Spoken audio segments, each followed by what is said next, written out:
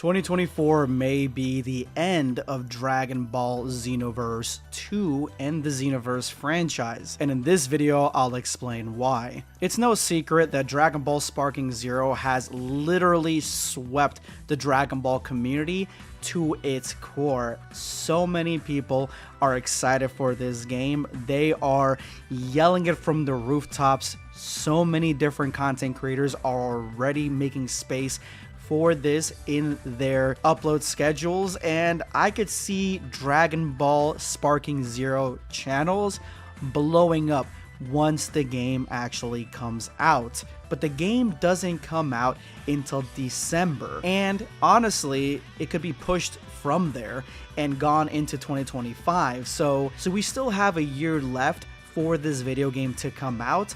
But because there's only a year left for this video game to come out, this could mean that this is the ending, the last year, the last hurrah for Xenoverse. Now, I really had to look into the roadmap for Xenoverse going into the new year, and I was actually shocked that they still are bringing out DLC characters and scenarios into the ending of 2023. I thought that maybe they didn't have any more updates, but they literally brought Android 13, Android 17 for DBS Super, Bojack, Broly, fully powered, Kaba, Dabura, Frost, Fu, Fusamazu, God of Destruction Champa, Goku Ultra Instinct, Jiren, Kefla Super Saiyan, Majin, Buu, Gohan Absorbed, Rose, Goku Black, Super Saiyan God, Super Saiyan Gogeta, same as Vegito, Super Saiyan Baby 2, Tapion, Vados, and Zamasu. Those are all part of Xenoverse DLC that are still coming out. They're still adding characters to this game. I mean, the memes practically write themselves. Xenoverse has been in development since October 25th, 2016. When I say development, I know the game already came out. Usually you say that before it does, but this game is almost, guys, a decade old, and it's still bringing out DLC. Like, this is like the Grand Theft Auto, the GTA 5 of the Dragon Ball world, how long it's been in production and how many DLC come out. Now, I'm not a hater. I'm not saying like, oh, we need to stop giving DLC to Dragon Ball Xenoverse 2. I do think it's excessive at some point, but they need to make money, and the game itself is not terrible. Not my favorite, but it's not terrible, and it has a lot of decent qualities to it. But that's the thing. What is the roadmap for 2024? Because Sparkling Zero comes out at the end of the year. Are they still bringing out DLC? It says here, as for 2024, 4 specific sorts of things are mentioned in addition to a mysterious and more. When the next year begins, it will bring with it the PS5 and Xbox Series X versions of the game. Oh my god. More characters and an additional scenario. Other contents are mentioned, but it isn't noted if these are things like new modes or cosmetics. So they do have a roadmap for 2024, but it's not very specific. So it got me thinking, do people still play Xenoverse 2, and how many people still play it? As of the making of this video, I looked up the stats for Xenoverse 2, and in the last 30 days, this is what happened. Playing 18 minutes ago was over 1,000 people. That's pretty decent. 24 hours peak was 1265. Then we see the last 30 days, and there is a 99.9% gain of players. Like, a lot of people have joined up to play the game since December, which is good. You see like the increase, and it looks good on its own. But when you look at like comparison to Fighters, a game that came out later, it's around the same thing. 18 minutes ago, almost 1,000 people. Its peak is basically the same thing. The only difference is that because, and I'm assuming because there's no DLC coming out for Fighters, the player base has fallen down like 20% plus. Like, not that many people are playing Fighters anymore. And honestly, I could see this trend happening with Xenoverse as well, that the trend of people playing it goes down. To be honest, I see this happening as soon as the new game comes out, Sparking Zero.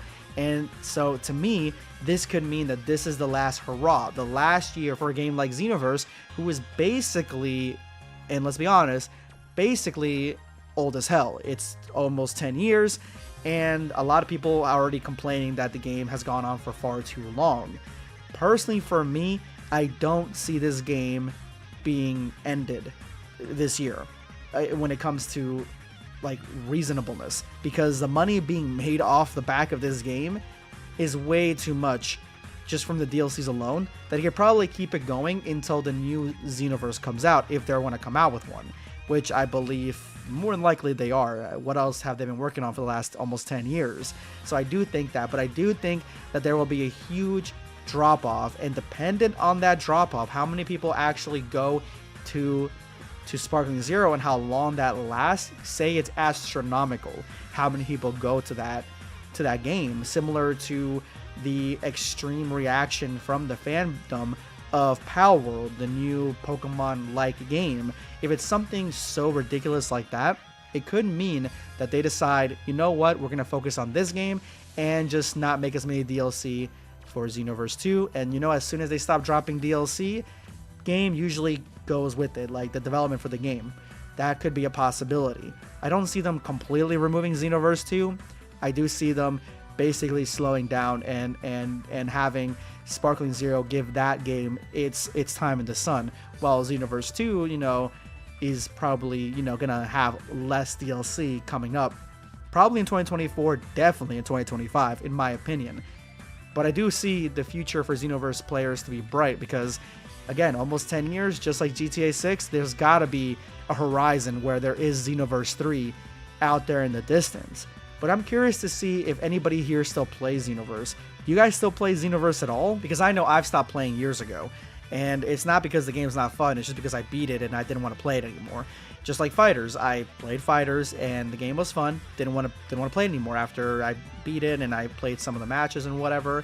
And that's basically it. So I'm generally curious, are you guys interested in a Xenoverse 3? Or do you guys think you'll drop all Xenoverse activity and jump on the new game Fighters when it finally comes out? This is a serious question, guys. This is the heart and soul of the Dragon Ball community right now when it comes to gaming, without talking about Legends, because that's its own type of community. But when it comes to like the community on PC or the community on various systems, Xenoverse is the game that's kept you guys going for years. Before Fighters, before Kakarot, before Sparkling, it was Xenoverse, Xenoverse 1 and Xenoverse 2. And I still remember when I first got the game and I played it, I binged it, I played it all night long. Like, I was definitely into that game. So I'm curious to see if anybody's still enjoying it or enjoying their experiences with it, and if you're going to continue to enjoy it when, you know, the new game comes out, Sparkling Zero. Subscribe for more content. Or perish.